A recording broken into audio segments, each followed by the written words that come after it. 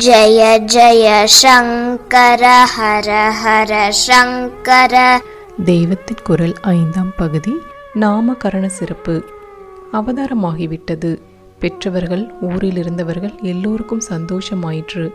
லோகம் பூராவும் அப்போது அநேக சுபசகுனங்கள் தோன்றியதாகவும் வைதிக விருத்தமாக பாஷண்ட மதங்களை பிரச்சாரம் செய்து கொண்டிருந்தவர்களுக்கு மட்டும் ஒரே துர்நிமித்தங்களாக தோன்றின இன்றும் சங்கர விஜயங்களில் இருக்கிறது.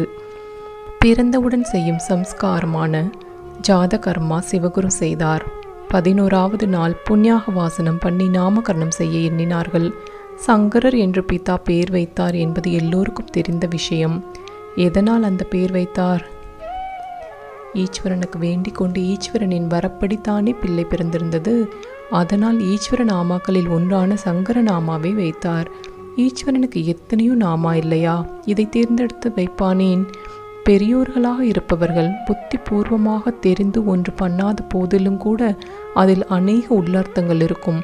அந்த மாதிரி சும்மா இருக்கும் சம்புதான் காரியம் செய்யும் சம்ஹரராக சங்கரம் லோக சம்கரம் என்னும்படியாக லோகத்துக்கெல்லாம் நல்லதை செய்பவராக வந்திருக்கும் போது அவருக்கு அந்த பெயர்தான் வைக்கணும் என்று ஏதோ ஒரு உள்ளுணர்ச்சியில் அவருடைய பிதாவுக்கு தோன்றியிருக்கலாம்.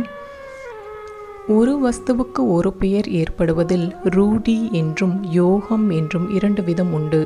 ஏதோ ஒரு பெயர் சொன்னால்தானே புரியும். அதனால் அப்படி ஏற்படும் பெயர் ரூடி.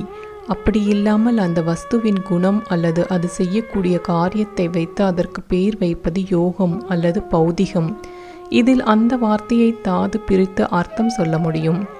ஒருவருக்கு ஏதாவது ஒரு பெயர் வைத்துத்தான் ஆக வேண்டும் என்பதால் ஏதோ ஒன்றை வைப்பதை ரூடி என்றும் அவருடைய குண கர்மங்களை குறிக்கும் விதத்தில் வைப்பதை பௌதிகம் என்றும் ஒரு தினசில் சொல்லலாமானால் அப்போது ஆச்சாரியாளுக்கு சங்கர நாமம் ரூடி பௌதிகம் 2ம் ஆகிவிடுகிறது.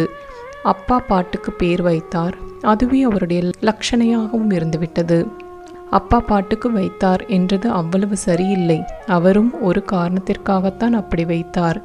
நல்லதை செய்கிறவர் சம்கரர் என்கிற காரணத்துக்காக அல்ல, வேறே ஒரு காரணத்திற்காக. அவதாரம் இன்ன மாசம் இன்ன பட்சம் இன்ன திதி என்று சங்கேதமாக காட்டுவதற்காக பேரில் இன்ன அக்ஷரங்கள் இருக்க வேண்டும் என்று தேர்ந்தெடுத்து வைத்தார்.